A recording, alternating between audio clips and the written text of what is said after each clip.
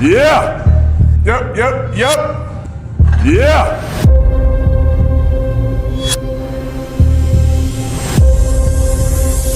Welcome back to the channel, guys. We're here at One Gym in Claremont, California with special guest, Mitchell Hooper, towering over me at 6'3", 330 pounds. You are absolutely bigger in person, and I'm so grateful to have you here today and honored that you're gonna test your squat, bench, deadlift, or rather I should say, see if you can hit 1,000 kg total today on the squat, bench, and deadlift. Yep. And do you, as a strongman, ever do like 1 rep max benches? Because I don't ever see strongmen doing bench press. Not 1 rep max bench press, but 1 rep max overhead press all the time. And in off season, we hit bench on a regular basis because it's a good non-axial loaded movement, so it's less likely to get injured. But of course, we got to be careful with pecs in particular. So we got to test out health today, and the goal is 1,000 kilos. But what are the easiest 1,000 kilo totals you will ever see in terms of bar speed? And maybe you guys can guess what I might be capable of if I peeked into a show. Okay, I love that. And you said earlier to my partner and I that you've been lucky with strongman as far as like not having any injuries. Did I hear that right? Like you have no injuries today? So injuries in terms of needing a surgery, needing huge amounts of time off for sure. Been lucky that way. Now, herniated discs, yes.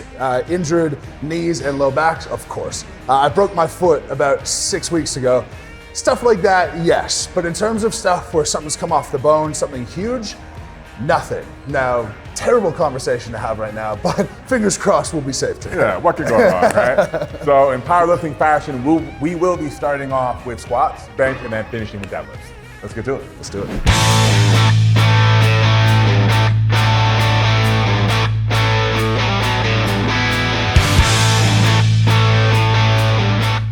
Kidding, you don't do anything for your hips, your groin, your... So I'll get into it and then we'll see. But if everything feels good, see the thing is, I think you can go proactive on every area of your body.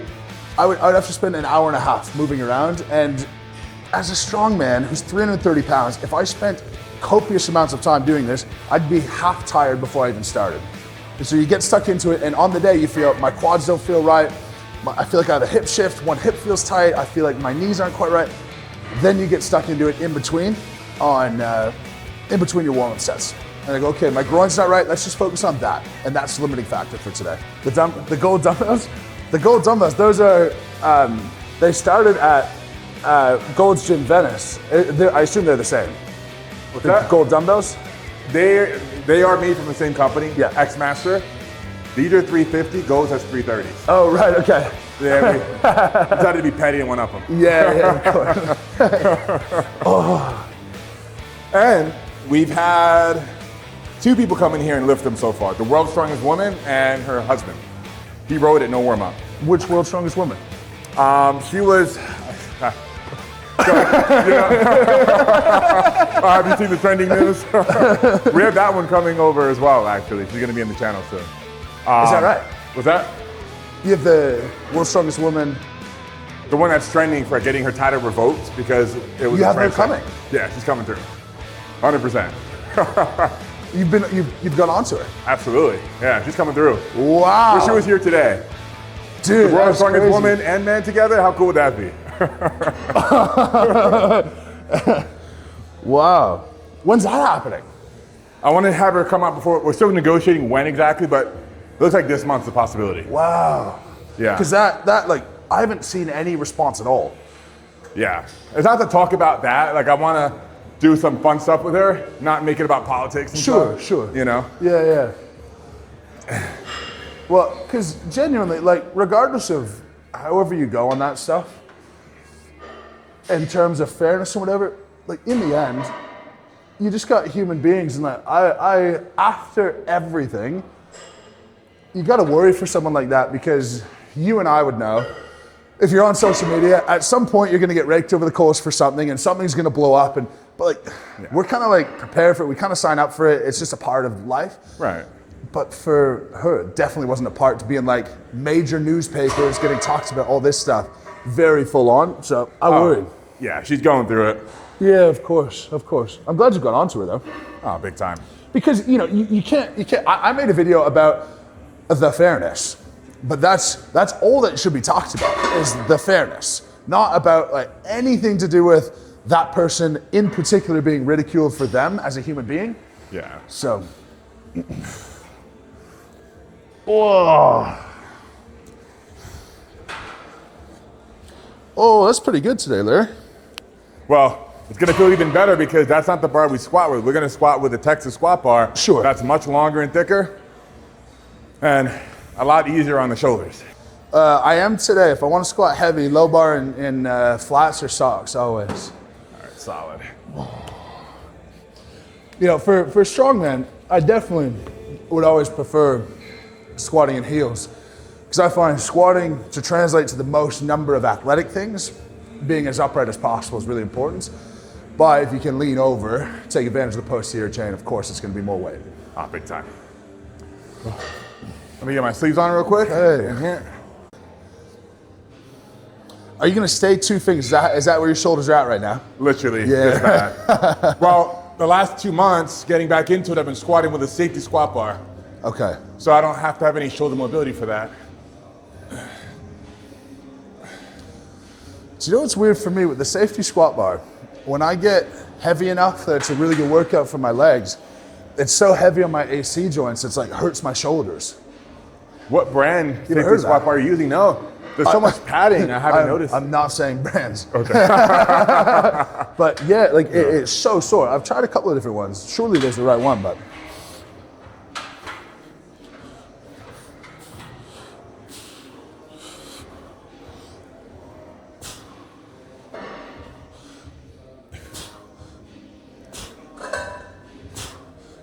I mean, goddamn, for 330 at your height, you're sinking into it with no weight pretty good. You don't do any mobility work, like even after your sessions? Like do you do yoga, anything? Deep tissue? No, in terms of recovery, like I'm pretty simple. So I'm getting more complicated because I want to have fun. Now, I've been lucky enough to win every strongman show in the world. Wow. So now to what's the next exciting thing? Like I'm going to commit to these things to see how much better they can make me. But I've got to where I am without doing a whole bunch of anything preventative. When something comes up and I'm hurt and something feels wrong, I'll go full in on correcting that thing. But like I told you before, if we're talking X, Y, and Z, trying to stop everything top to bottom, it's just not going to happen. And so it's pretty simple that way. The only time I will go into something and will do mobility is if I feel like I'm fighting myself. So my hips are open enough that I can squat to reasonable depth right now. And for strongman, we don't even need to hit powerlifting standards. When we have a squat in comp, it's still slightly above parallel because we just have to get the ends down to some sort of fixed point. But for say overhead press, I find that sometimes I'm fighting myself to come through. And so I will focus on my pecs and lats if we're into a show that has a heavy overhead press. So to me, mobility is only useful when you can't do the requisite range of motion comfortably. Understood, well said. Outside of that, what's the point? I have a rule that I established for myself when I'm training alone. I don't put clips on until I have at least 5 plates on. No kidding. I need to be able to control that fine. Yeah. Well, maybe I'm really imbalanced because whenever I squat, even just 2 plates is like halfway on the other side of the sleeve by the time I'm done with the set. Yeah, right. So gotta work on my stability, I guess.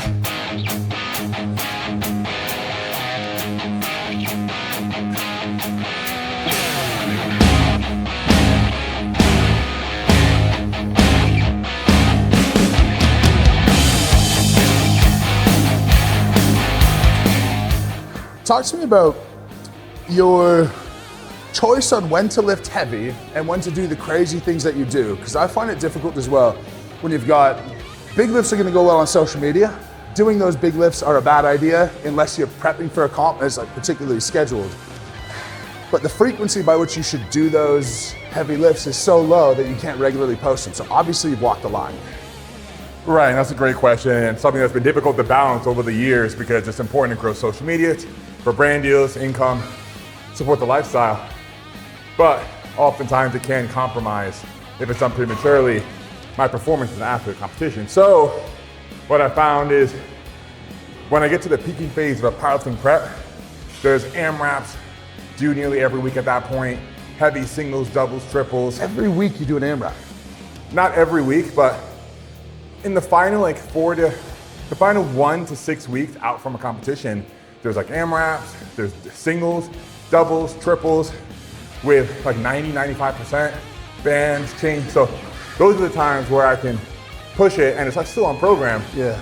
And if I need like filler content while I'm like right now at this stage in my prep, very early on, not squatting super heavy today relative to what I've done in the past. Yeah. I'll post old footage that people maybe haven't seen before. Sure. I have hundreds of those clips, you know, that of course. many people still haven't seen. So I'll use that as filler or just trying to get creative and find another way to get people's attention that isn't just me hitting a PR. Sure. Because I knew that's not sustainable, and if I tried to do it all the time, and that was the only way I can get content and opportunity, I'd burn out quick and I wouldn't last, and I wouldn't perform at competition. Of course. I haven't done a perfect job at it. Yeah.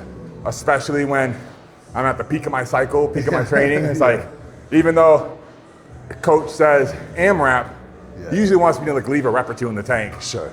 But never done that. Yeah. Because the funny thing about strength is like people aren't really as interested in the weight that you move. It's a combination of the weight that you move and how hard it is for you to do that thing. You know, like an 800, 10 out of 10 effort versus a 850 for someone who's stronger who can just sort of pop it out. No one cares. That's right. They want to see people hurt. They love the struggle. Yeah. They love the struggle. And the emotion after a successful PR. Wish those came more often.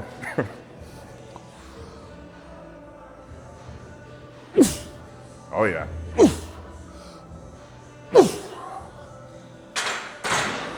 I wish the return to do a powerlifting meet was higher. I would absolutely do one if someone said like, here is what I will offer you. Okay. But it's like 10% of what it is to do a strongman show.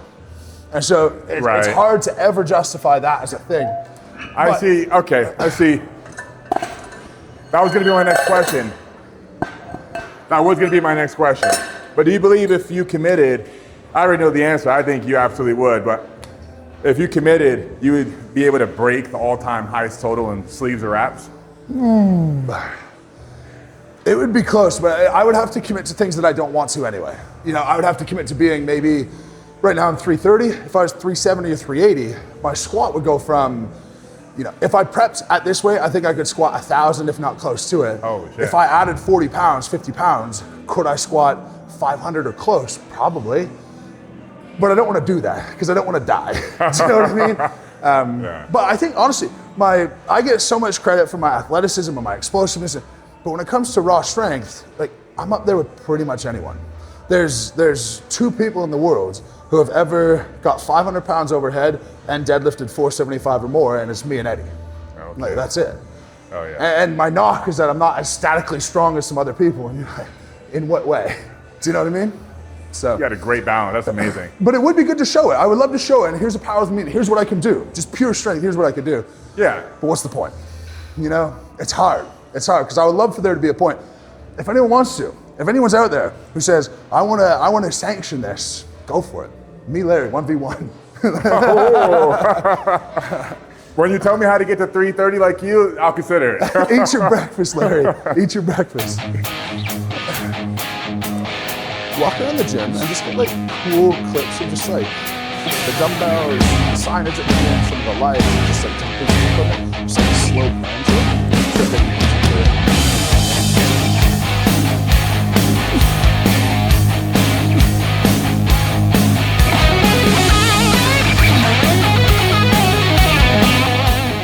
When did you first hit 330? I mean, there's very few people walking around the planet that big. I've tried many times to hit 300 pounds and only succeeded once for 2 weeks. Very short-lived experience. So, what's your diet look like, and when did you first hit 330 on the scale? Or were you always big?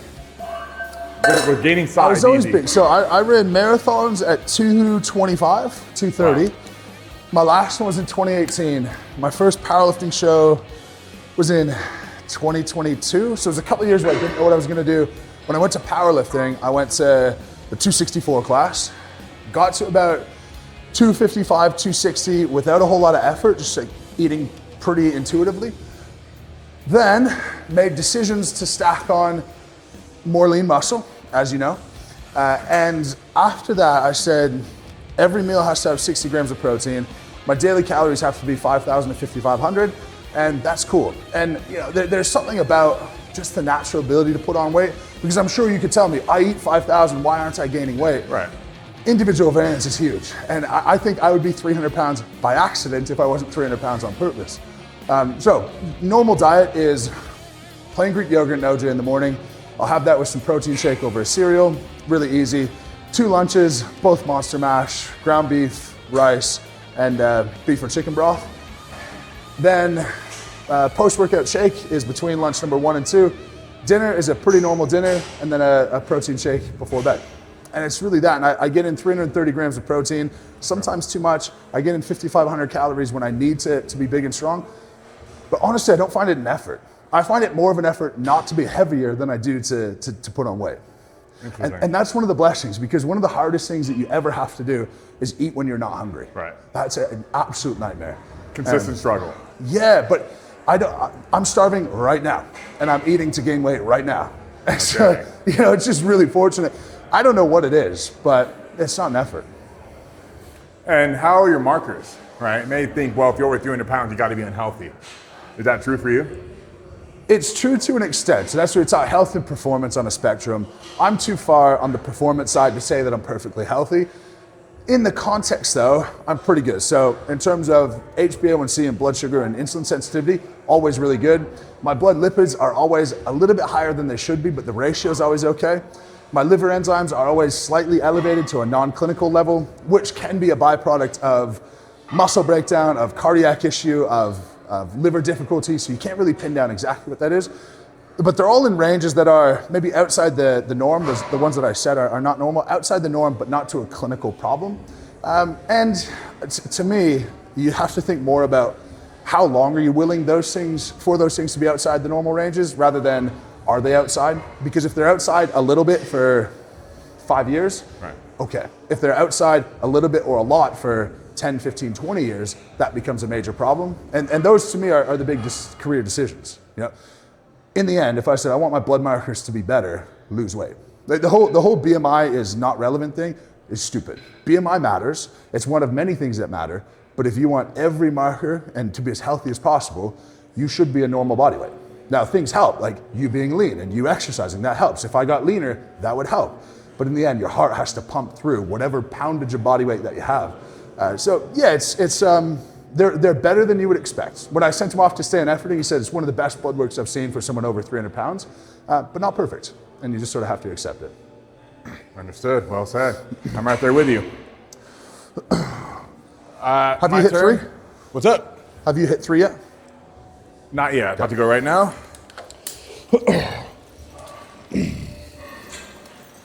All right, guys, this is the all new Ratchet PR belt. Get the perfect fit every time.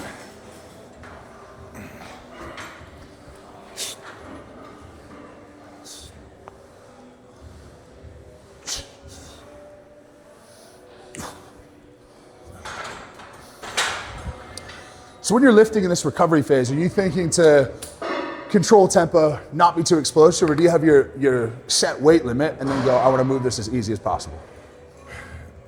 Slow and controlled only if there's no pain, which there isn't at the moment. Pain stopped a few days ago, and I suspect it was a cramp that happened from doing 12 sets of 585, not being conditioned for that. Yeah. Now, I am following a program with the guidance of my coach. We communicate often. And if there is pain, I don't do anything. Like, I don't want to touch any weight.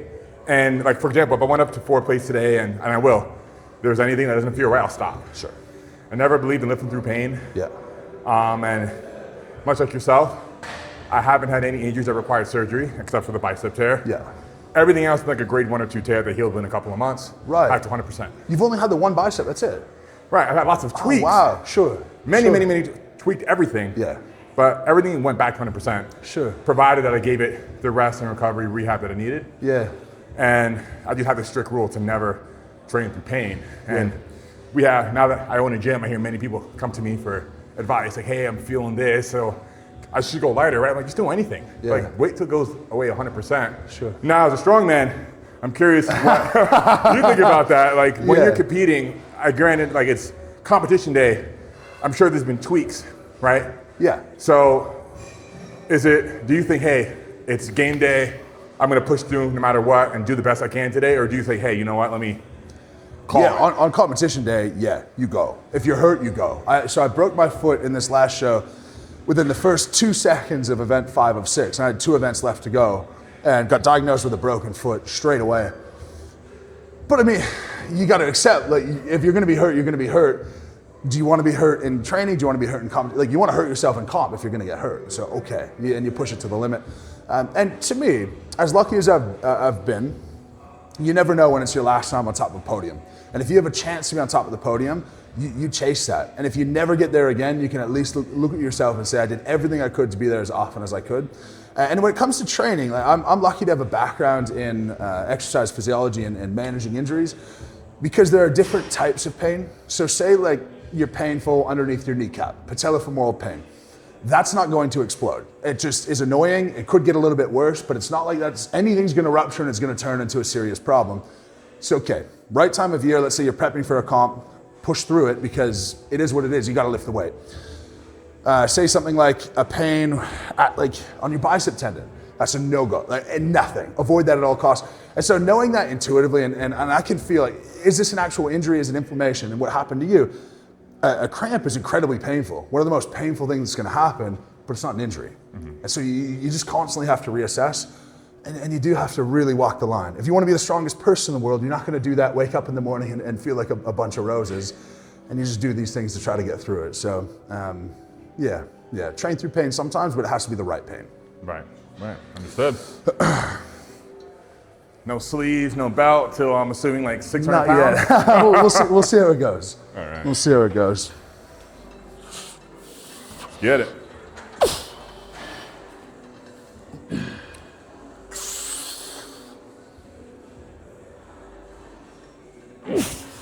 Light. You know, when it comes to low bar, it takes, for me, probably 3-4 weeks to actually feel comfortable. And the first couple of sessions, the weight on your back feels so heavy, but it only feels heavy like right here. When it's digging into your back. On your legs, this is so easy. It's It is. uncomfortable on your back. Yeah.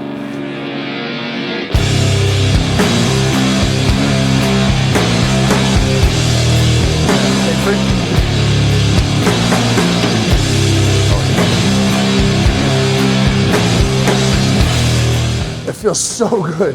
So good to low bar squat again. Oh, hell yeah. So I've actually only squatted in contests in strongman one time. What?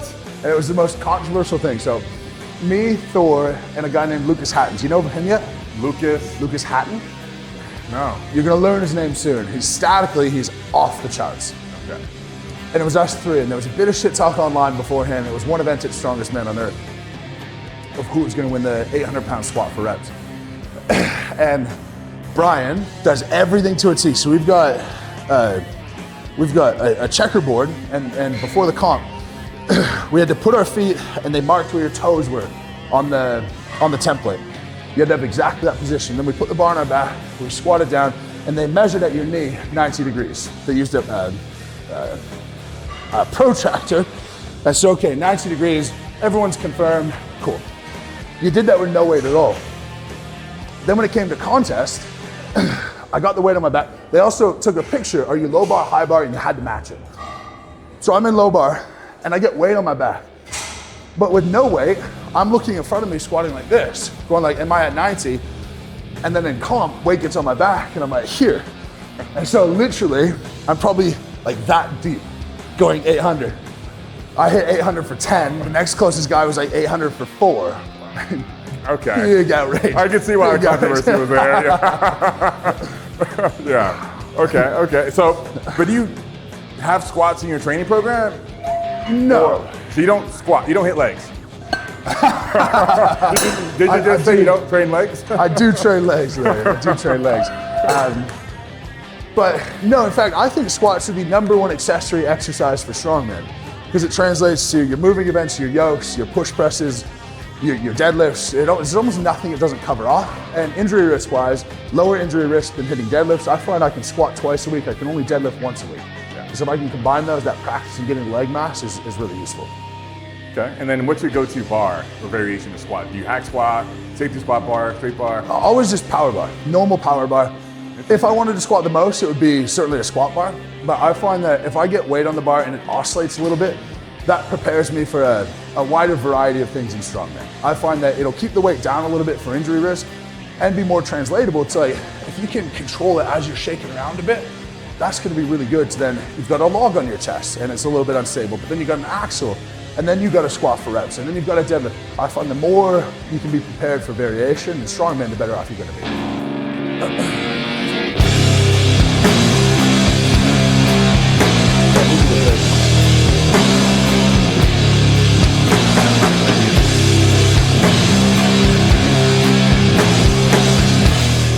Just feel like a little sensation there. It doesn't feel normal, if that makes sense. Feeling weird, yeah. It's a little weird, even though 4 felt really easy. Yeah, and it's just at the insertion of the adductor. It's really high up, like near the groin. Okay, right. Yeah, and it's exactly the same spot where I felt, oh shit, what happened? Yeah. Yeah. High up in the groin. Yeah, high up in the Do you want groin. me to massage it for you? Yeah, we can go in the back room, no cameras. Get it. Talk to me about your experience in strongman. You did a little bit. Yeah, I got my Atlas toes stone. in the water. Yeah. As people expected, I was decent at static strength lifts, like the log, clean, and press. Of course. But when it came to dynamic movements, just lack of experience and proper technique, that's when I started running into major issues, like tore my bicep within my first attempt at doing a full show before I even got to the show. So I found there's a very steep learning curve. Yeah. Like with any sport, the first couple of years to get the technique right under weight that maybe because I was statically strong, I was able to do, but haven't ever, in all my years of training up until that time I decided to try strongman, did anything heavy while moving. Yeah. Everything was always static. I was just a powerlifter. Where maybe other strongmen built up their strength while they were learning the movements dynamically. I never did, and I think that's something a pill I wasn't ready to swallow. Like, got so many injuries in powerlifting. I know this is just the beginning of what's gonna come in strongman at the top level. Yeah. I just wasn't ready for that again. For sure. Because I felt like I finally, not massive powerlifting, but got to a point where I wasn't getting hurt all the time. Yeah. You know, and in strongman, I knew it's just part of the process, Yeah. especially in the beginning. Yeah. And I wasn't ready to, For sure. go through that For again. sure. You know, it's really interesting because people always say powerlifting is the best base for strongman, and start in powerlifting and then come over, which is true, but it's almost this tipping point where if you go powerlifting too long, your base strength builds too far. So then you go to lift an Atlas stone, you're like, a 300-pound Atlas stone feels light because I'm so strong, but you've never conditioned your bicep tendon to handle it.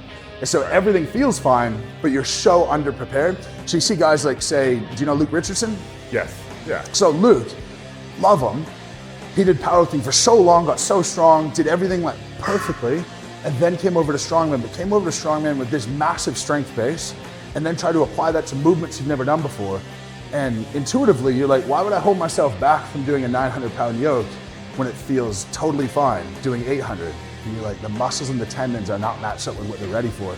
And that's where you run into some problems. So you probably made a good choice. There's probably gonna be a list of things, unless you just swallowed the ego for a long time. Right, I knew it was gonna be a few years of a learning curve. Yeah. You know, it's kind of come out that the best strongmen are now tending to be people who were very good in another sport and pretty strong. Because you can't really learn the athleticism and the explosiveness, but you can build the strength. And when you combine those, that's where a lot of the champions are coming from right now.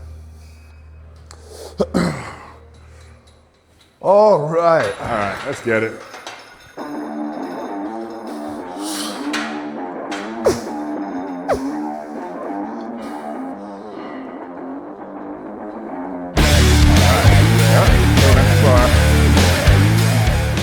Do you feel anything on your back yet? In terms of the bar pain? No, not that. Do you feel Oh, in any- terms of the weight itself? Yeah. On my back, yes. On my legs, no. Okay, solid. Gonna do some quick maths on how we think this total could get hit the easiest. So I think a 400 deadlift that's a guarantee today, that's fine. Oh, damn. I think a 240 bench today is a guarantee. And if we do those two things, it's a 360 squat. It's really not that bad. Seems Maybe we'll do a bit more. We'll see. Oh, we'll see. damn. We'll see. We'll see. Larry, what's more important to you? Me hitting a big number for big views or me breaking the Larry Wheels curse? Breaking the curse. I don't want to see any injuries, man. I'll probably get hurt trying to save you as well. We're both going down. Not enough muscle here to prevent anything from happening. Yeah, It's here for moral support. You know, it's crazy. When you move away in the way that you're expecting to move it, in the plane you're expecting, you're like, okay, that feels about how it should, that's cool. As soon as it gets out of line or a log rolls off a pad or something, you learn how insanely heavy that thing is and how uncontrolled it is when it's not moving perfectly. Yeah, that's a great way to put it. That's an absolutely great way to put it. And when I squat for max, I'm not sure your thought in your head, but to me, a heavy squat is as much of a balance exercise as it is a strength exercise. Because I find if I'm exactly where I need to be on my midfoot, I can punch into it and translate the force. But if I'm a bit too far forward or back or I'm shaking a bit, it makes the weight feel 10% heavier. Oh, without a doubt. Do you have anyone that works with you, like a coach that's hands-on, making sure you're dialing every time you go heavy, or is it that you send videos to anybody? No. Hands-on, no. I've got my coach, Lawrence Chalet. He's over in the UK, super well-established strongman coach. But day-to-day, in the end, you get into these types of sports, you're just a dude who likes to lift heavy weight. Like, I can't really be held back from that. It's like, I want to do fun stuff. Like, he doesn't know I'm doing this today, but like, he'll be fine. It's off-season. It's off-season. Yeah. But like, you still have to scratch the itch and love what you do. Yeah. And for me, there's the social media side where doing big things is going to be big views. There's the athlete side where you got to be kind of smart. But then there's just like the why did I do this in the first place? That's right. And I did it in the first place because when I was 16, I would go into the gym and go, what's my max bench today? I'd go into the gym the next day and I'd say, what's my max bench today? And I just want to lift heavy. And that's what I wanted to do through marathons and through bodybuilding. It was always my nature. And so getting too far away from that, it starts to feel like a chore. So there's times of year that yes, but also you still have to scratch the itch. Oh, no kidding. That's why when I do my next bodybuilding show, I want it to be open. That way I'm not starving myself for months and trying to be on this restrictive lifestyle and diet that cannot allow me to lift heavy and scratch that itch that got me into loving lifting in the first place, much like yourself. So of course. I share that same passion. If you could be great at one thing, bodybuilding or powerlifting, what would you choose? My passion lies with strength training. Yeah. Yeah, absolutely powerlifting, hands down. That's what started everything. Let's get it.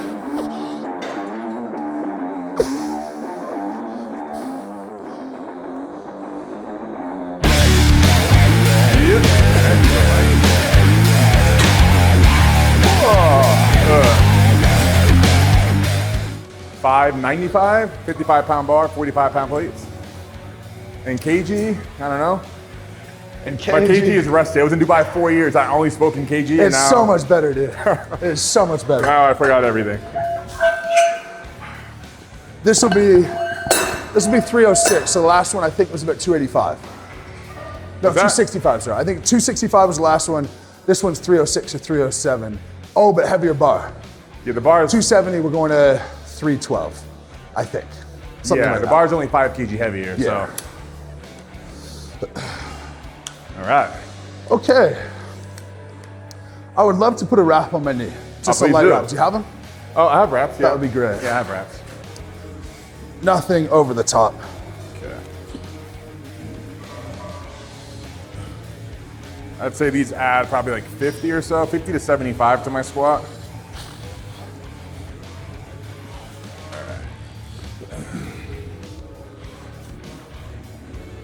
And 50 to 75 when you put them on. What's up? 50 to 75 when you put them on firm. Yeah, I'm gonna do a nice tight wrap. About 50 to 75. But if you were, you don't squat in wraps in comp anyway. Yeah, I've never squatted wraps in comp, but I've done like a year where I was lifting only knee wraps, see what I was capable of, and while I never did a 1 rep max in knee wrap, my AMRAPs and knee wraps were significantly higher. What's your best AMRAP ever? Squats. The one I'm most proud of, I think, is where I did 700 in sleeves for 12. Whew. Yeah, that was a really good day. Yeah, the bar, I'll never forget how light it felt on my back. Like, wow, this feels extremely light. What the hell happened? Yeah. I was just, 700 for 12. Yeah. Yeah, right. I was just in sleeves and a belt. It felt really strong. That was during like my peak when I was powerlifting. That was my best. My best ever is high bar 660 for 10. High bar is so much harder though, dude. I mean, Yeah, it'd be somewhere close to that. But somewhere close to that. But if you think, when you talk moving weight, fat doesn't move any weight, sure, technically. But if you had a stomach to sit onto your thighs to get like a bit of a spring of it. Yeah. But you watch when Ray Williams did his 490 squat and sleeves. Same. He's got so much compression at the bottom. His sticking point is literally like there. Yeah. You're like, dude, it's just different. Holy shit.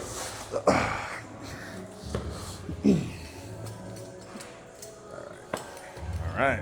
Do you want any chalk on your back so it doesn't slip at all? I'll put it anyway if you don't mind. John, what, sorry? A little chalk on your back for the bar to stick. Oh, sure. Why Yeah. not?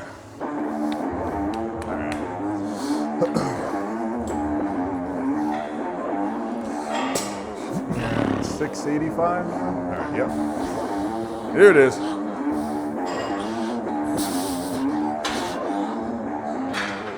Oh, yeah.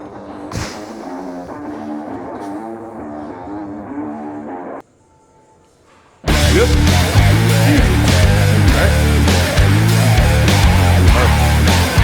No problem. Beautiful. No problem.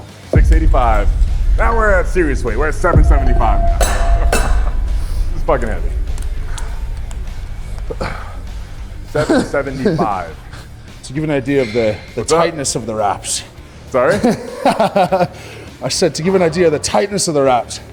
Oh, I mean, They're falling off before I put them on. yeah. That was like barely a sleeve. I roll it up for you. Wow, look at those gnarly fucking shin deadlift scars. Those are from deadlifts, right? Yeah. Those are gnarly. Yeah, dude, Holy it's shit. always just been like that. Damn, always dude. been like that. And you know, when it comes to the advice of put on some shin guards or some socks don't stop it, like I'm not gonna do that. Do you know what I mean? I'm not gonna do that. Oh, fair enough. I never did. I struggle to remember all of the stuff that I need to lift. Never mind, keep myself gorgeous. Oh, I've been the same way. But that one there, that scabbed over, it looks like that doesn't hurt at all when you. No, it's Just when the adrenaline's pumping and everything. well, and it's You just don't numbed feel out at this stage. Like I just don't feel them at all. shit. Holy shit. Damn. And all year round, is there ever a time you take a break to rest? Like, do you have like a deload period? See, here's the hard thing in strongman. So I took some time off this year, but in strongman, when you're at the top, we have 4 major shows. We've got the Arnold in March, Worlds normally ends up around May, Strongest Man on Earth in August, Rogue Invitational very early November. If you have 4 shows spaced out and 12 weeks prep for every show, that's 48 weeks a year. You're like, I got 4 weeks. You know what I mean? There's not much. Right. So moving forward, I have to make some choices on like when is my off season actually going to be, because the reality is I think as my career has gone on for the past, say, 3 years, I've been successful across the board, but I think I started being successful, super athletic, moving extremely well, and retained some of that, but I think that's degraded a little bit over time, and I've gotten stronger over time. And so I don't think I've become better, I think I've just become a little bit different. And so that's because there's no off season. Strongman and powerlifting, training heavy, will make you less athletic if you never expose that to become more explosive and move around. It's a great foundation, but without the second half, it doesn't work. So I would love that extra time to be able to go, here's my time to be athletic, to jump, to run, to do those other things. And I have to manufacture those. So right now is one of the few times a year where I am just able to do what I have to do to build a base. But you sort of have to pick and choose, which in the sport is extremely difficult because I'm lucky that I know I'll get invited to whatever show I'd like to go to. And that's the privilege of very few people. And so if you're not one of the people who say like, I know I'm gonna get invited, even if I pass something up, I'll get invited next year, you just have to go and go and go and go. So that's where it becomes really hard to climb the hill, because you got the guys at the top of the hill who can pick and choose, and you just have to constantly go to try to climb that mountain. So I was lucky enough to climb it really quickly, and if I were to do my career over again from the start, it's hard to say I'd do anything different because I've won so much, but I think if I were to change something, it would be to be a bit more selective and take those intentional periods of time where I don't train with a super high intensity. And we're going on vacation in January. Okay. And that'll be our first vacation away, non-work with no work, I would say in 4.5 years. Because there's always something. I always got to train. I always got to do something. And we've gone away for a few days at a time, but actually a period to rest and breathe. It's hard. It's hard, but you just got to find or create the time, I suppose. You know, for me, my body was always ready to train hard. I found like recovery between competitions wasn't too much of an issue for me, but the mental burnout, something that I've tried to balance. And if I'm just in prep all year round, all the time, I get burned out mentally. For sure. Before my body does. And that's strength training, right? Yeah. That sympathetic nervous system fatigue is like one of the cardinal signs is when you go into the gym and you just can't be bothered. Yeah. You know, if I was giving advice to someone who's trying to identify it early, the first sign for a lot of people is like, if we're coming into squat today and squat heavy, and we're training partners, and you rocked up to the gym, and I said, Larry, we're not going to squat today anymore. We're going to deadlift. If you can't go like in a moment, go like, okay, let's get excited for that. Let's go into that. If you need 20 minutes drive to the gym to psych yourself up to do the one thing you're prepared to do, that's the early stage of degrading, because then it's going to go to, I don't really want to do the heaviest set. And then it's going to go to, I don't really want to work that hard, and your intensity starts dropping and just burn and burn and burn. And that's where a lot of plateaus come. Still a pretty light wrap from what I saw. Yeah, well, look, I'm in the same camp as you.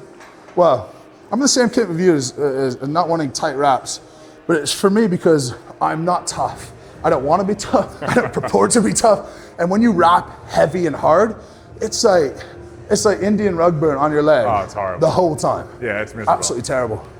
And I can only imagine back in the day when everyone was doing multiply. Oh, shit. Could you imagine? You're in a multiply suit, you can't breathe, you're getting Indian rug burn on your knees. Like, how anyone signed up for that is crazy. Yeah. Due respect to those guys for that. All right, let's just be smart for a sec. Because I'm thinking, I got to do about 360 here. Right. At a minimum. And what do we got right now? We're just shy of it. We're at 775. 14 times 45. We're at 775. So 775 divided by 2.205. We're at 351. Part of me just wants to stack on 20 kilos and do 370. I should probably do one between. Oh, let's do the one Let's between. just do this and I'll go up a bit. No rush.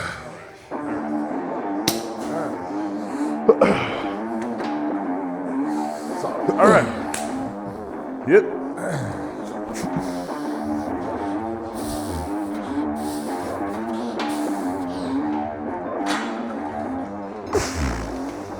See it.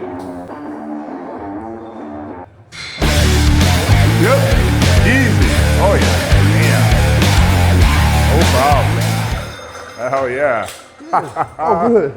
Oh good. And it feels safe to me right now. Oh, fantastic. You see, that genuinely the hardest, weirdest thing is the bar holding it on my back in that like weird position in pain. But it's almost like in low bar, I find as soon as you start to descend and you get that bit of a lean forward, it feels maybe 10%, 20% lighter on your back because it's just now going straight down into its platform rather than trying to slip off the back.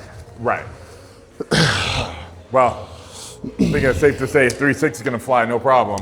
Yeah, let's throw 25s on. 25, okay. Yeah, 25 we'll go- kg total?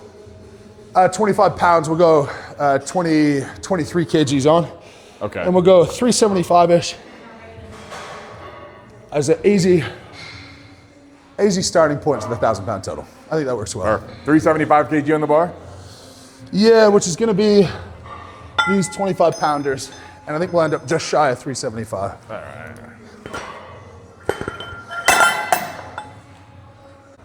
Or was it social media and powerlifting together from the get-go? You know, the social media part of it didn't come till much later on. I picked up the sport when I was 17, found out very quick I was strong. Yeah.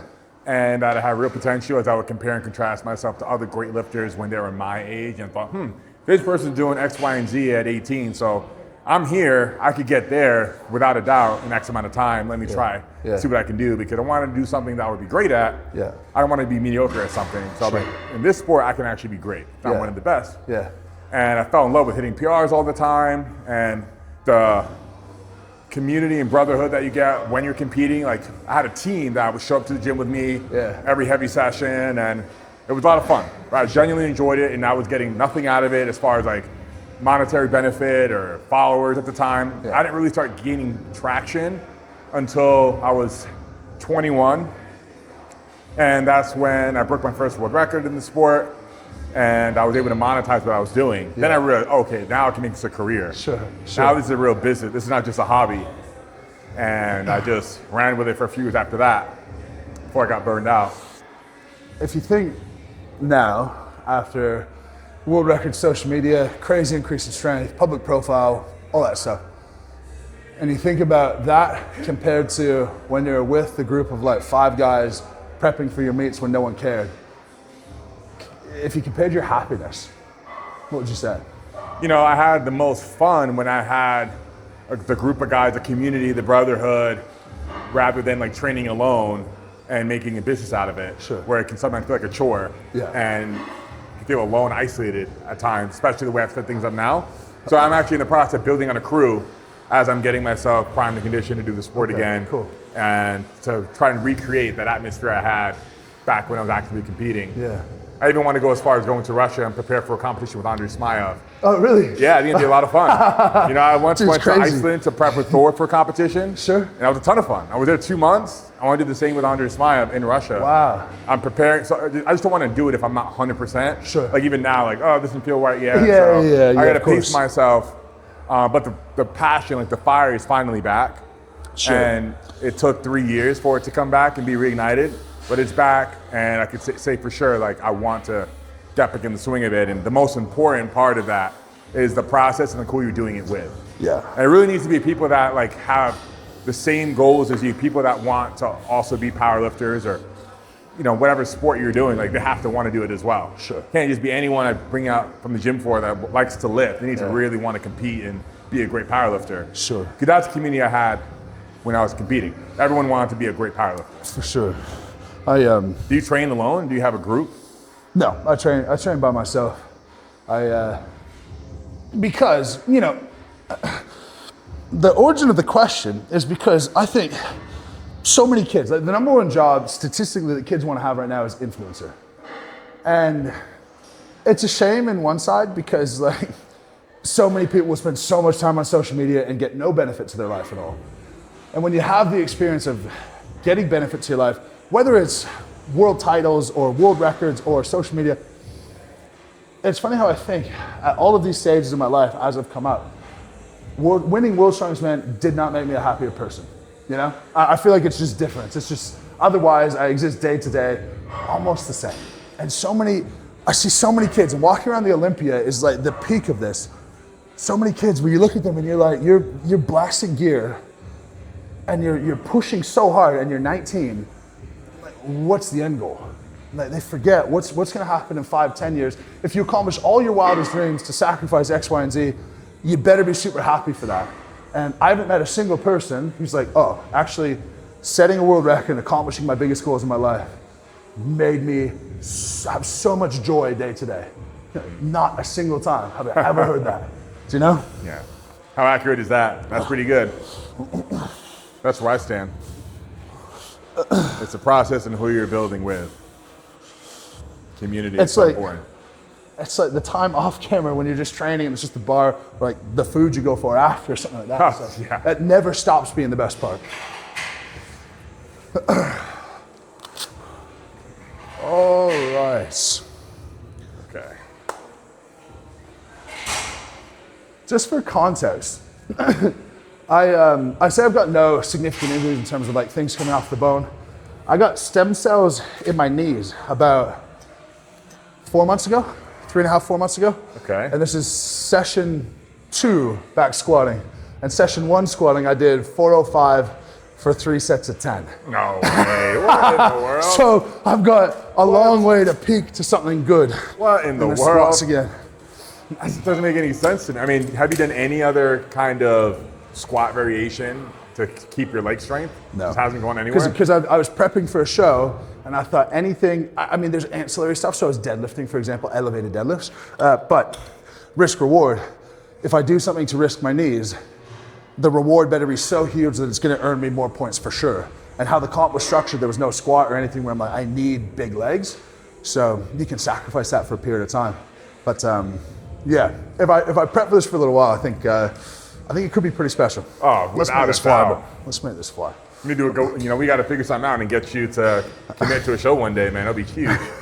You would, I think. We just need the reason. That's what I'm saying. We need to create the incentive to get you fired up to do it. That's right. All right.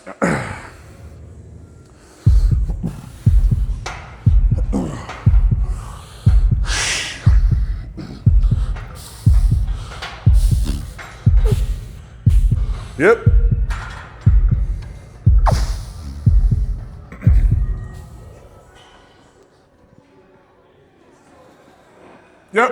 Yep. Oh yeah. Oh, that was weird. You're good. Oh, a little hip shift. No injury though. No, I'm all good. I'm all good. But my hips, when I went to shoot, like shot right off to the right. And that's the punish of no practicing. It's almost one of those feelings, you know. Wow. Early, you said you did 12 sets of 2 in your last session. Yeah. You're like, it feels best probably when you're getting into it in like set 6 to 10. That's right in the middle. Yeah, you're not like burnt, but you get the movement pattern. But 375 squat start, it's good enough. Fantastic. We said 360 is what it had to be. Oh That's yeah, fine. we blew right past that. That's fine. And I just noticed we didn't even use the safety strap. Like fuck, I didn't notice that before you started. Like no. The Jesus spot. Nothing happens. The Jesus spot. Oh shit.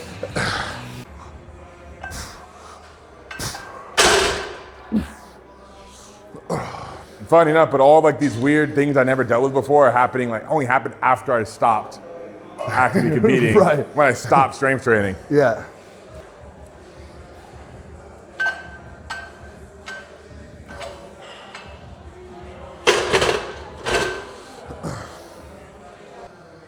$375. What's that in kg? That's like 820, I think.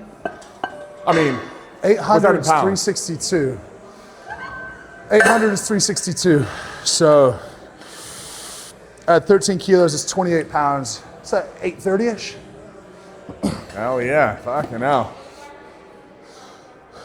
Which? Hit my all-time best squat, but barely even training for it. What's your all-time best? My all-time best in competition is 881 in sleeves. Yeah, right. Yeah. Sleeves a bit different, of course, but yeah, everyone in the strength world has an excuse. But genuinely, I think I could be one of the strongest squatters in the world. If I added 20, 30 pounds in reps, 1,000 feels like a guarantee. If that's session number 2 at 375, at 830, you're like, in 4 weeks of just getting used to it, you're at high 8s, maybe 9. Oh, yeah. And you're like, build. I have no doubt you would be one of the Give best. me a reason, Larry. Give me a reason. Talk to your people. No doubt. Talk to your money people. Starting tonight, I will. We'll figure something out.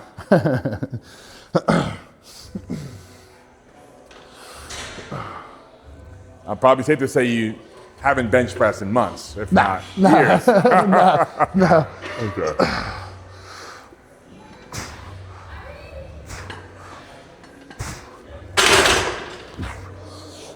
Yeah, when I look at you bench press, and anyone good at bench pressing, the angle of the elbow to the wrist is just so different to when you're just long strengthening it up. Like you find a way to get your elbow in front of your wrist and almost end up in this position. Right. Do you know what I mean? Oh, it's yeah. like you're sinking into your lats, and it takes a lot of practice to get there. I've never really been able to go, okay, I feel my lats doing a job on bench press. Yeah, I think, I mean, so much so that whenever I've hit a heavy bench press in training or in competition, my coach always has me like heavy rows because the back and getting that scapula retraction and depress. That scapular retraction and being able to depress while it's retracted is so important in the bench press. And that connection not only allows me to bench more weight, but also prevent any like pec or shoulder injuries. I've never had a pec tear.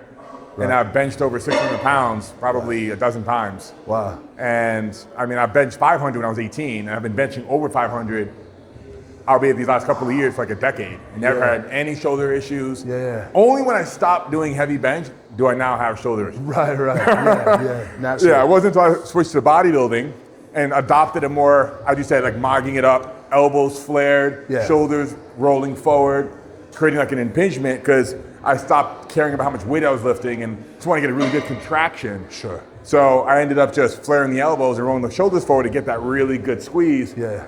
But even when you do that with light weights, enough to cause an impingement. For sure. Which is now what I'm working out. Yeah, yeah. But I never had any issues when I was powerlifting with my bench press.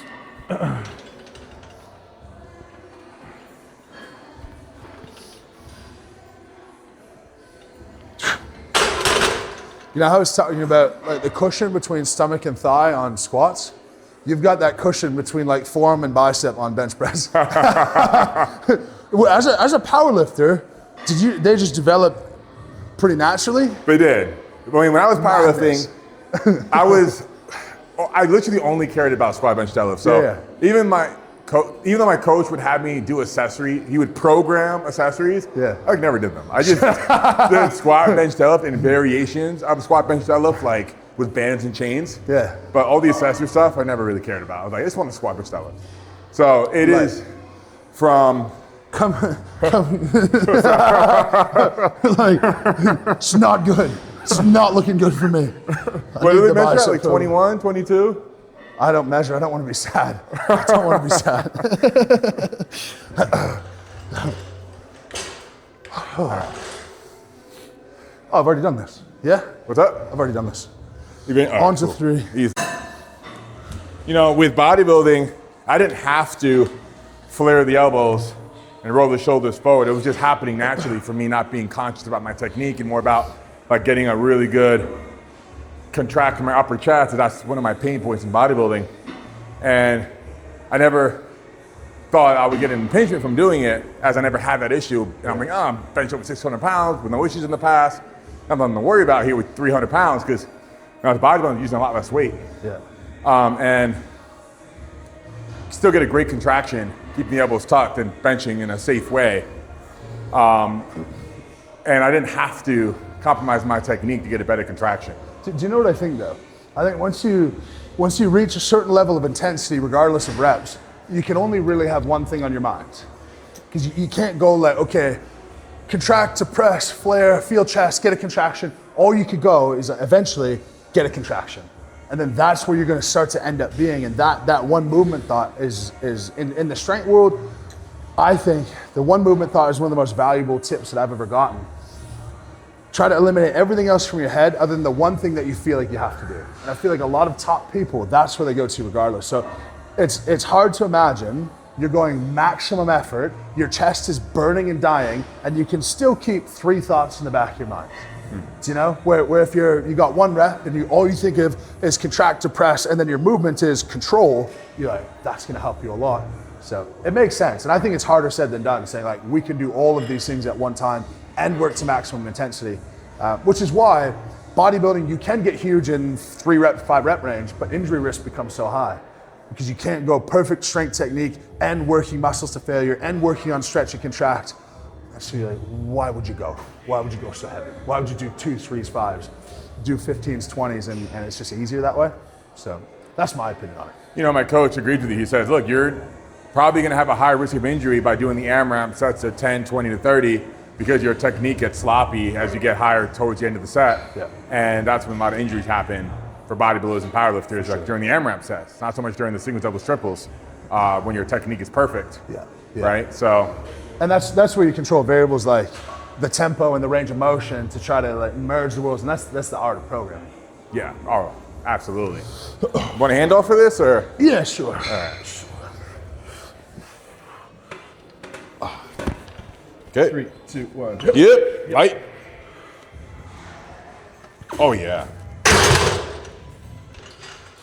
When was your last heavy shoulder press? I think I saw a clip on your page where you recently did like something over 400 pounds. Yeah, so prepping for this last show, I hit a PB push press, 218 kilos. So that's 500 to 230. So what is that? I think it was about 470. Wow. Yeah. Nuts. Yeah. Yeah, but you know, that's where the athleticism comes in. Because if you ask me to strict press, I could maybe do 410, 420, but then I can add some legs and some jump into that and push under it. Massively helpful. Do you want a hand off as well? I'll take a handoff on the head knot. Say that again. I'll take a handoff on a head knot. Okay.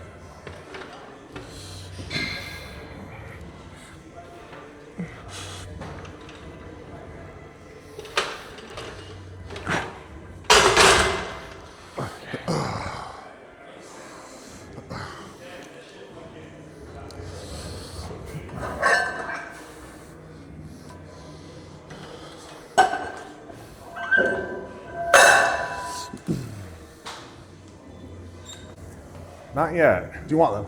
We do want them. Okay. It's just we don't know when. Sure. And then when we learned Michael Hearn had his first kid at 50, it was like, we can wait. We can wait. Yeah. So you're 30 now? I'm 30, yeah. Changes everything, dude. First one? Changes everything. She's our second. Second. Our toddler's at home. Traveling with a baby is not too bad. Traveling with a toddler, forget about it. Never gonna happen. All right. Okay. Good nice handoff. 3, 2, 1. Yep. Oh yeah. Easy. Oh yeah. Still feeling good? All good. I mean, no after injuries, doing feels all right. Yeah. 470 over your fucking head. It was nothing. It's funny though, because you get used to it, right? Like generally speaking, people are gonna be way stronger benching than overhead pressing. But if you condition yourself over time, like I find being in this position, not lying on a bench, stood firm with the weight, I find that really comfortable and really solid, more so than lying on a bench, because it's just what I'm used to. Yeah, fair enough. What do you think? Are you good for this? You can keep going? Yeah, I can do this. The last day I didn't feel anything, so this is good. I'm trying to think the last day I did squat, bench, deadlift in the same day. I think it's probably 6 years. What's that? I think it's probably 6 years.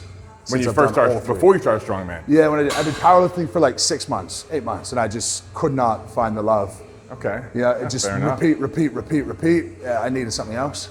Okay. So, because I got into all this stuff to just go like, what does it feel like getting strong? So the people that I would see through my clinic with exercising people with injuries and chronic conditions, I thought if I'm asking you to get strong, I gotta get the feeling of what's it like to become as strong as possible. So that's why I started powerlifting, and it ran its course. Strongman was just the next thing. And my goal was never to win anything, it was just how strong can I become? And that just went and went. And so it's funny because I think I come at the sport from a very different angle. Of like, I didn't love it as a kid. It wasn't my end all be all of I want to be the world's strongest man since I was a child. It was just a mode of exercise that I wanted to teach to other people, so I thought I needed to learn it as well. And then I'm so competitive that it just kept on going. And so that's why I try to keep those roots, and I try to put out education and try to help drop the barriers for other people and how to get strong. And that's why that side's so important to me, because it's how it all started. And life's just gotten so strange ever since, you know? I think after I won the world's strongest man, I thought, what a strange thing to say there's 7 billion people in the world and you've won the title of world's strongest man as the one person.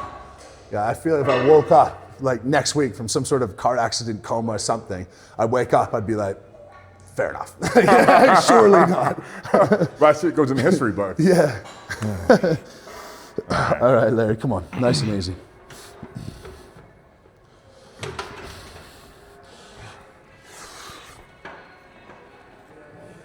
All you, come on.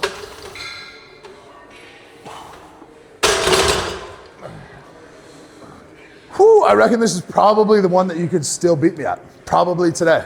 Not today? I don't think so. Not today. I gotta call it there. Feels too heavy for it to be safe.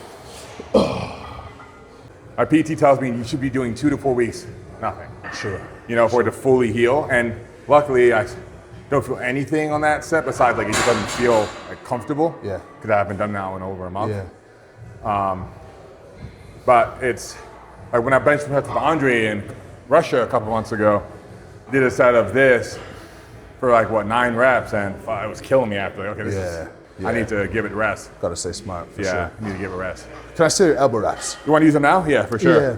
To give context, elbow reps. When you think, what's the most dangerous part of the bench press? For someone like me who doesn't bench, it's going to be in that bottom spot. And the elbow reps, to help off of the chest a little bit, take so much load off the pec tendons. Is it cheating? Yeah, kinda. Deal with it. But it's going to save the pec tendons, because working hard here is so much safer than being in full stretch and full contraction when you're not prepared for it. So, small cheat. I'll go over 1,000 today just to make y'all feel good, but that's the reason. Okay. I also love the influencers who are like, Elbow wraps don't help. It's just like a bit of a hug to the elbow. Just a bit of support. That's delusional. Yeah. We absolutely do. I'm happy for this to be relatively light. I don't need too much. Okay. Just make sure it's secure. Is it too low in your elbow? Looks like it's way too low. A little bit, yeah. Yeah, okay. Say it's like 3 to 5% in my experience. My best benching competition is 645 pause, and I've done 675 with wraps, touch and go. Well, 660 pause. I think it's probably way larger for someone who, this is gonna have to go up a bit. Oh, well, I was here. Yeah. All right, cool. I think the discrepancy would be way larger for someone who's not technically proficient bench pressure. Because I think when you're so good at it, that bottom position becomes so tight, and I don't have that tightness. And so if I get the tightness through the wraps from my elbows, it's like, it's so money. I'm giving away my secrets. Edit that shit out. Right. Just keep this bit in. It's been clinically shown that elbow wraps actually do add nothing. They're just elbow support for influencers. So go ahead, edit everything else out. All right, easy work. Get it. 3, 2, 1. Yep. Good. Light. Beautiful. Oh yeah. That's good.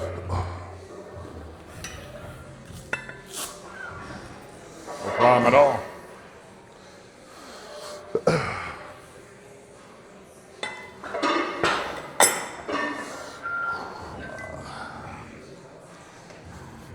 Andrei Smayev. Looking at that dude is just one of those guys like Thor, where you're like, this is not a normal human being. Yeah, absolutely one of those guys where I couldn't take my eyes off him. I'm like, this just doesn't make any sense. In a purely platonic way, yeah? Yeah, purely platonic. Yeah. Purely platonic. Crazy. His forearms, dude. His forearms look the size of your biceps. They are. His forearms measured at 21 inches. My biceps are 21 inches. Yeah. And his arms measured at 26. Right. I mean, that's bigger than some of the biggest arms in open bodybuilding ever. Yeah. And granted, I mean, he's not as lean as those guys, but he's surprisingly relatively low body fat for as big as he is. Yeah, because he's got outline of abs, right? Yeah, small waist. 15, 18%, somewhere in there? Yeah, I'm like 13 to 15%, I'd say. It's hard to say. I mean, like 13 to 15%, I'd say. Yeah, that's where Andre is. Yeah, I think Andrei Smayev is at 13 to 15. Wow. And he's 330. He's about my height. Yeah. You know?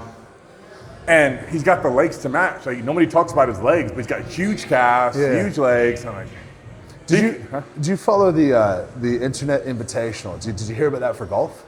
Who's that? The Internet Invitational. No. So they got like all of the biggest golf influencers and did a golf tournament with them. Imagine you did the same concept, but you ran a strength event for all of these strength people who don't compete in strength sports, and you brought together Andrei Smayev and Tom Haviland, and all of the people who are the freakiest people on the planet, but just haven't competed in anything. That would go mental. That would be so fun. That's a fantastic. Because like Tom Haviland, genuinely, I go, that dude, if he actually wanted to, how could he not win World's Strongest Man? Right. From what I've seen from him, I don't see how he couldn't. I have no idea. I have no idea why he doesn't compete. I mean, sure he has his reasons, but I'm connected. So one of my closest friends in Australia is his cousin, and so I'm connected to him. I haven't spoken to him directly, but they've spoken about me because I'm like, if I could ever go do something with them, it'd be awesome. Oh, hell yeah. And I think, you know how we talked about the beauty of just like the early days, and that's just what you want to do. It's like it's just that simple. You know, he just doesn't want to show his face and lift heavy weight and do his thing. The longer I go, and the more publicity that I gain, the more I understand that. You know, like the anonymity of just going back to how it was before would be so cool. Oh, no kidding. Do I have that right? You got it right. You got it right. So he's in Australia. He's in Australia, yeah. In like the rainforest out there. Do you know what he does for a living? It's a good question. I could find out, but I don't. He's one of the most mysterious men in the world. He is. Right. Yeah, absolutely. He must be. He must be. All right. A little bit higher. A little higher? All right. So down to that there. Cool. Makes you wonder how many more Andre Smiles are like hiding somewhere, like in some remote town in the middle of nowhere. I bet there's like 6 farmers in Iowa who could kick my ass in 2 years of training. But we're just gonna pretend that's not a thing. All right, we're Okay. at 225-ish, yeah? Yeah, 495. 495. All right, this is about what I wanted today. Okay. We'll see how it goes.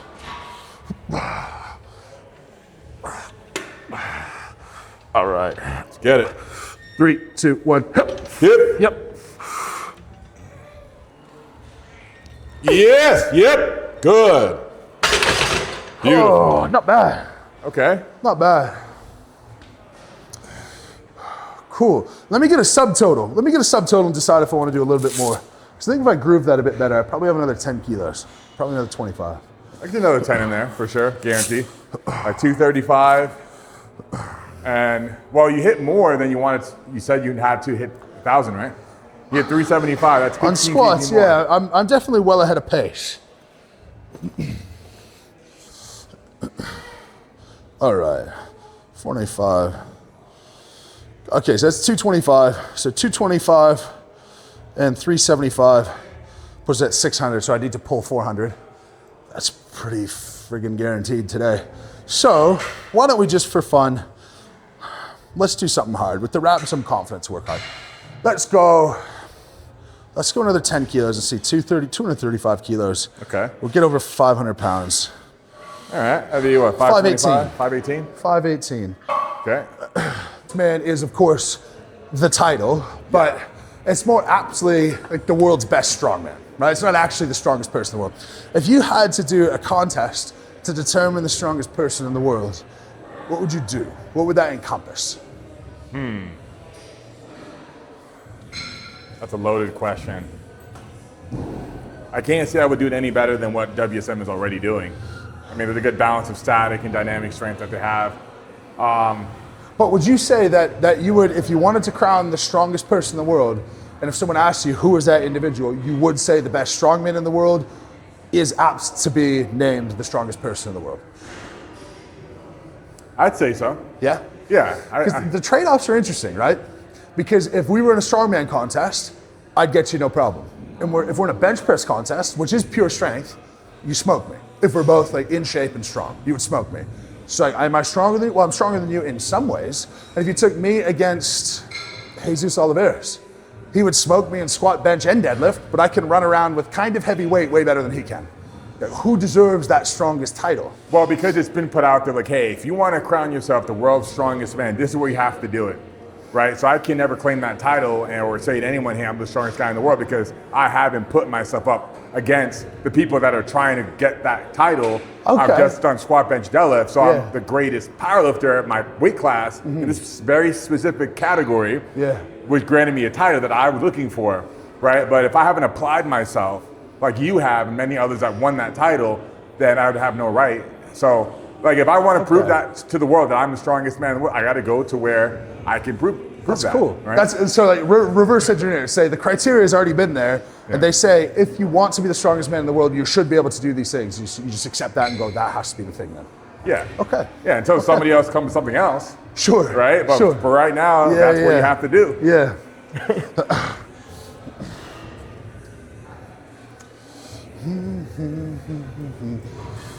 All right. Cool. Am I grabbing the sleeve? Yeah, a little more stable.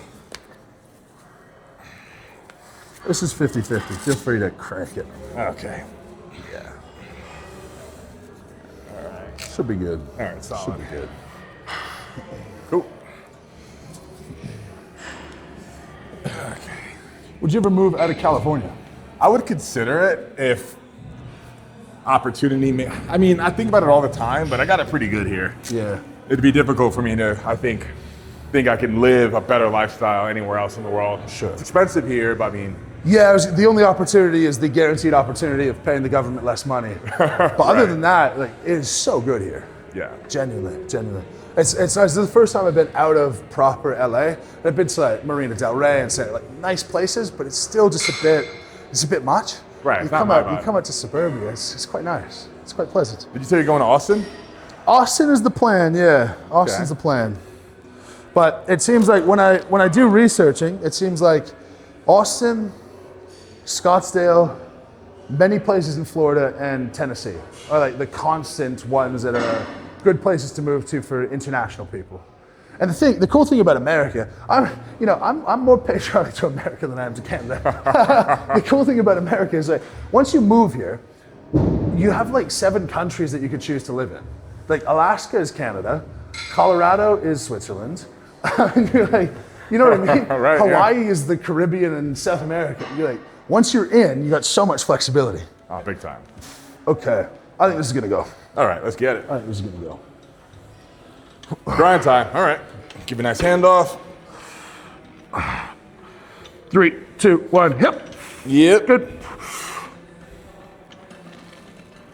Yep. Oh, that's light. Yep. Beautiful. Boom. Great All call. right, easy work. Hell yeah. Easy work. All right. Good. I think it's now it's time for dessert. Dessert, yes sir. Yes sir. Good argument for it, but Benedict Magnussen's 1,000 no suit, no straps, like guys who know, like that is kind of as crazy as Thor's 510. I say it is. Absolutely mental. Oh, 100%. No one else has done that, have they? Not that I can think of. Yeah. And as I found, like the biggest challenge when I was trying to peak my deadlift is your hands get all puffy and your grip gets compromised. And I found that how the hell can you be 300 plus pounds and hit 900 plus in the deadlift? Because it wasn't just me, but most of the super heavyweights had a really hard time holding onto the bar because you gain weight, like your grip gets compromised. For sure. You know, it's different when you have a straps on, like it doesn't matter, you know, but that's what I want to figure out. Like I want to be able to be one of those very few men, maybe the only other guy besides Magnussen to hit it. That'd be amazing, dude. That'd straps. be amazing. Are you pulling it all today? I'll do a little pulling today, yeah. See what it feels like today.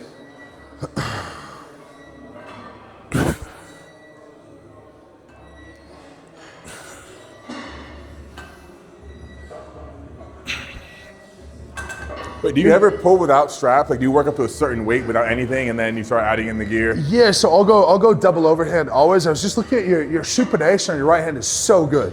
Where if I try to go over under, I can, but I feel like this starts happening really quickly, and when that starts happening, then it's bicep risk big time. Yeah. So that's where what's the payoff? If I could strengthen my grip doing some double overhand and doing stuff with 0 injury risk, makes so much more sense to me than here. Because also here, if you don't have the range to go under properly, you're gonna start cranking your shoulders around as well.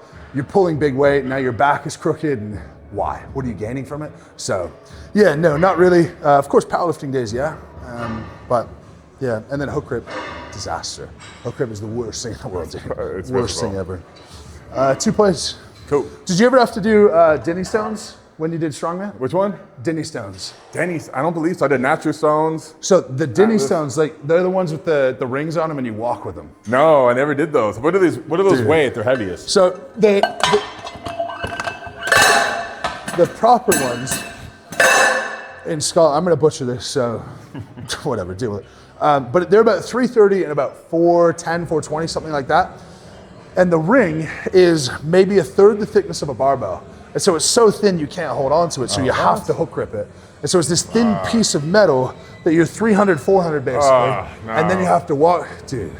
It drives me insane. What kind of sadist invented that? I know. There's certain strongman events, like 95% of them are how strong are you? And then 5%, you're like, why are we doing this stupid thing? I mean, there was only one event I really, really despised. That was Atlas Stones. I absolutely hate the tacky, and I just can't stand it. I really. Everything else I enjoy. Like all the other lifts they have me do, like this is fun. Yeah. I mean, do anyone enjoy stones? I mean, the Atlas Stones. The guys who gain a lot of points doing them, yes. And honestly, I share that with you. I rarely train tacky on Atlas Stones, and it's been to my detriment. But it's such a pain in the ass. It gets everywhere. It's sore. It takes forever to do. And for some reason, it's not often talked about. The guy's just like another thing that we do. It drives me insane, absolutely insane. So, and to the point, I think same thing with deadlift suits. If we took away tacky, we took away deadlift suits, we're gonna get pretty much the same result and save a lot of messing around with things that don't have to do how strong are you. Or don't have to do with how strong you are. So let's just see. If it was chalk only, okay, then we're just picking up balls. Cool. Yeah. Cool. Right. You know, has anyone ever done a petition to like cross off Atlas stones? Does anyone like them? Bro, if I started that petition, PR would not be good. My PR would be bad. This is about Tom Stover, like the best in the world. Like, you know what? I love this event, I'm the best at it, but let's do away with it. Do you know what? But even Tom, you're like, when we do Atlas stones, you see everyone's got tacky all over their arms and hands, and you're covered, and you're really getting it particular. And if you ever look over at Tom, it's like a little dot here, here, here, and here. He's just so good that it doesn't really matter.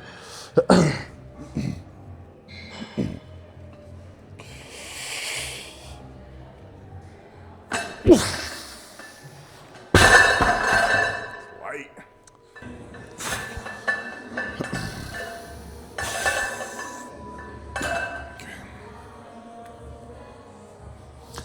I wish I had your biceps. So bad. So bad. Oh, you do? It would help the marketing a lot. You ever think about like cutting down to see what you look like shredded, just for fun? Like doing a cut maybe in your off season, like let's see what we look like at 280 shredded. I did a men's physique show before I did strongman, and it was the hardest thing I ever did. I do wonder what I would look like if I cut down, but that wonder has never made me want to suffer to actually do it. I'll show you the old picture I have. Can you imagine? Men's physique to world's strongest man. That's my men's physique maybe like 7 years What? ago. Yeah. Holy. Yeah. Dude, there's no way that's you. That's like your long lost brother or something. It's like 130 pounds ago. I'm like, you look at something like that, my frame's not that big. Dude, at 24, wait, you're... So I would have been 20 here, and then at 24 I started strength sport. So I did that. I was about 200 there, I'm 330 now, so 130. Yeah.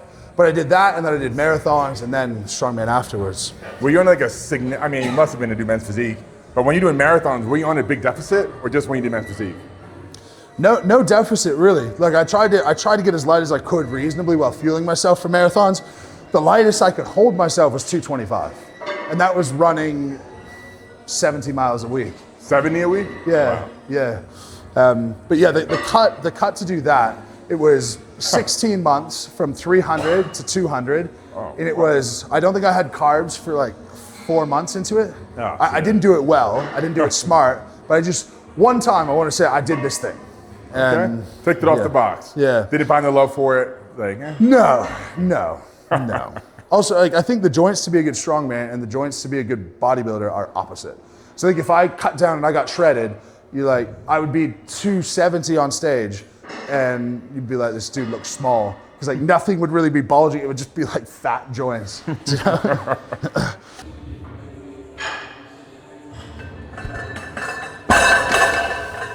solid.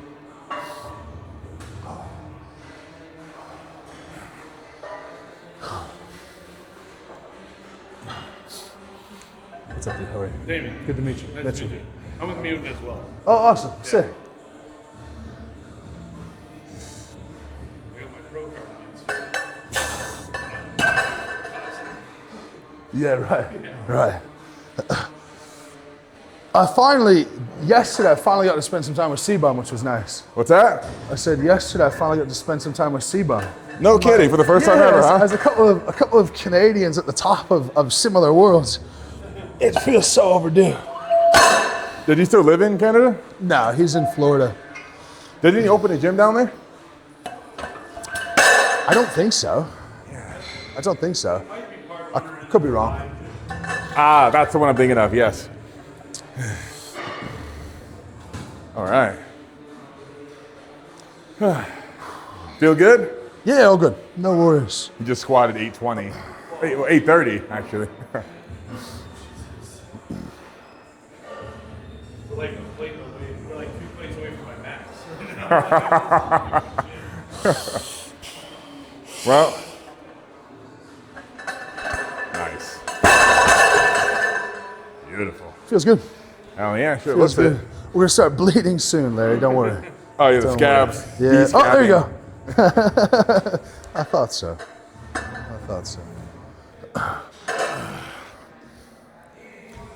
Find a property to build a entire secondary structure.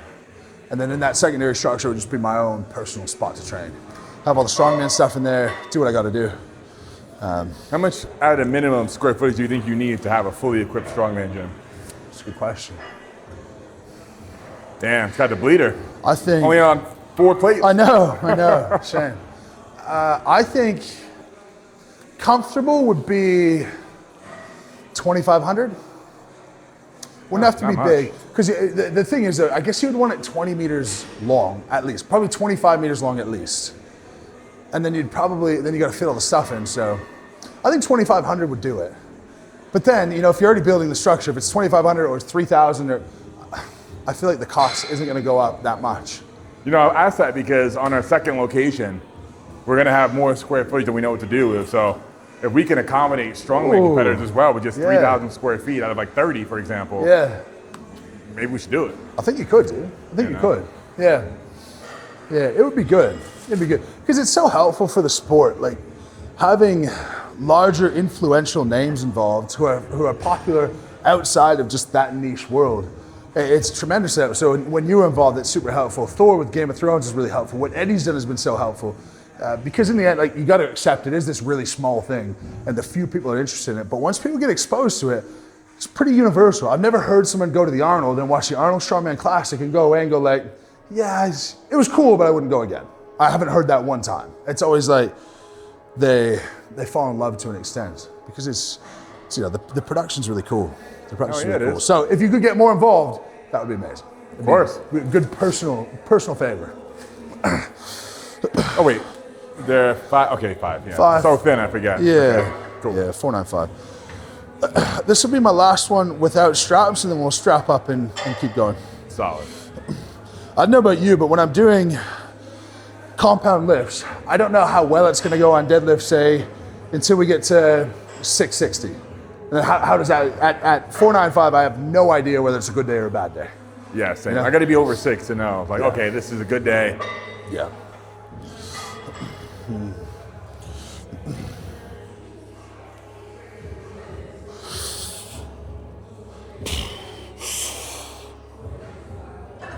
Yep. Easy. All right, easy work. Oh yeah. Feels good so far. Looks real good. And what, minimum is 390. 390 is going to get us to 1,000. Okay. But since we had some elbow wraps, I think maybe a little bit more. We'll see how we go. Okay. We'll see how we go. When was your last heavy pull? From the floor or full stop? I did a max 18-inch in comp November 1st. I won the event on my second lift at 1,050. Okay. And that was an 18-inch axle. No suit or nothing. From the floor, the last time I pulled max was for the Arnold this year. So in March this year, like 8 months ago. And that was 995. But I probably had 1025 in me. But I earned the points I needed to and move on. So we'll see today. We'll see. 995. Yeah, which it's so difficult because you just gain the points that you need to gain. And in that situation, Thor had done like 1030 or 1040 or something, so that wasn't going to be reached. The next closest guy was at 990. So you don't earn any extra points going 995 to 1,000. But you're like the epitome of just so burying your ego and saying, I'm not going to do 1,000 pounds, and say I did 1,000 at the Arnold just to save the 5 pounds of effort and energy. Yeah. So I'm hoping that this year I'm provided the opportunity this coming year. Well, the real ones know it's close enough. It's like saying. It's close enough. The real one.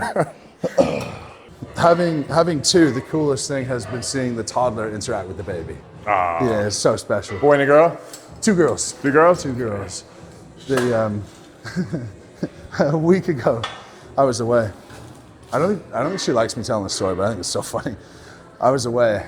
She calls me. She's like, something bad has happened. I need advice. I'm like, what's going on? And she's like, I walked out of the room for 2 seconds and McKenna, the baby, was just lying on the ground in her little peanut thing, and Peyton was in there, our older one.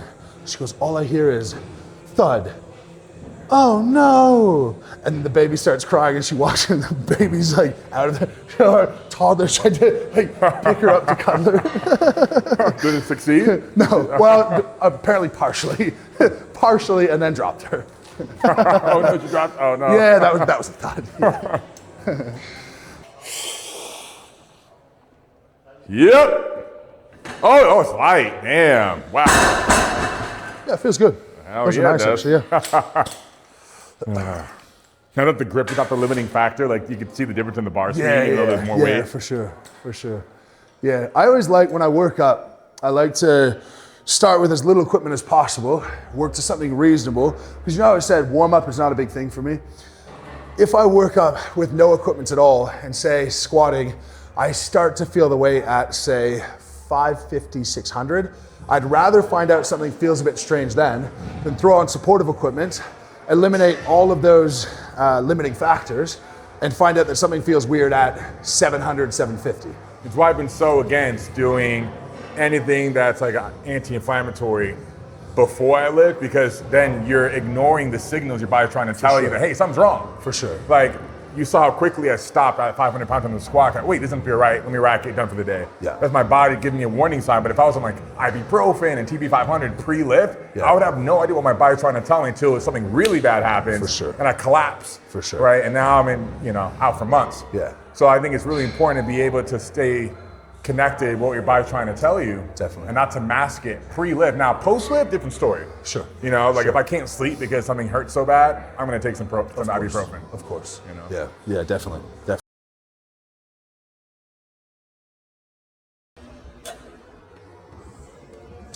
you want to switch over to your phone and just film the rest vertical on a phone? Okay, cool. Thank you. Let me put this down for you. I thought you might want me to share with Larry the oh no story. Not on camera. Yeah, on camera. Not on camera. Every good parent drops their baby once. I know. I tell the whole story. But every baby is dropped one time. And if you get dropped hard enough, you become obsessed with really stupid things like Larry and I. Yeah.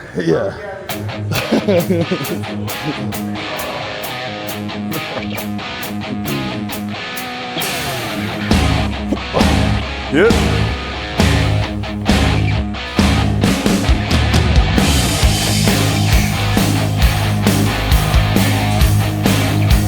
Oh yeah. Easy, feels nice. Feels solid today. Looks it. Let's go. All right. So jumping right to 765. Yes, sir. All right. Let's get.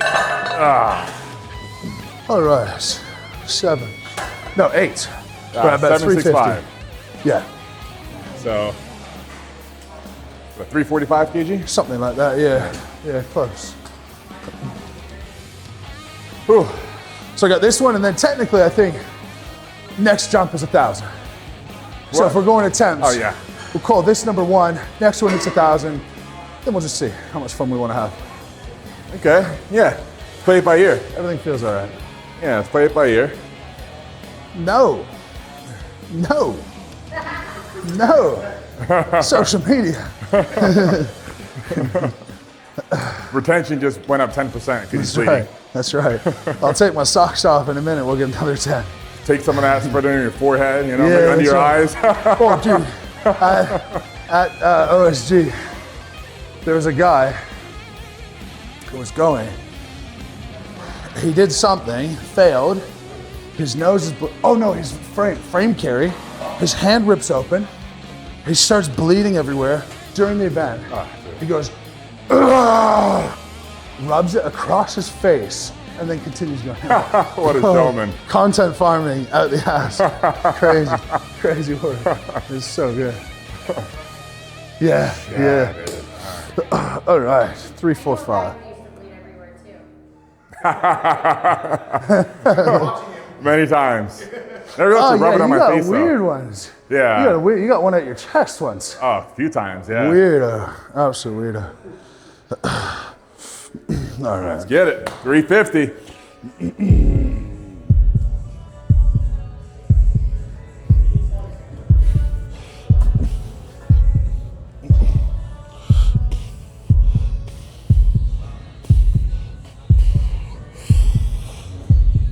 Yep. Oh yeah. Very comfortable. Beautiful. Onwards and upwards. Good stuff. Next would be 855. Do you want to do 855 or just jump right to? Okay. No, we'll jump straight up. Jump straight up. Let's do the math though, and let's go. This one's definitely going to be 1,000. 1,000 total. Let's get it. Yep.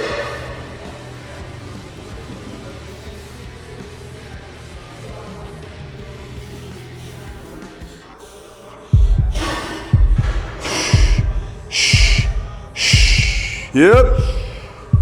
Grind time. Come on.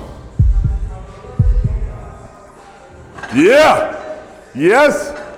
Easy. Oh yeah. Easy enough. Got it done. Oh no kidding. Got it done. Totally Hell out of yeah. prep. 1,000 kg off season. Like it ain't no thing. You squatted 830 like what, an hour ago?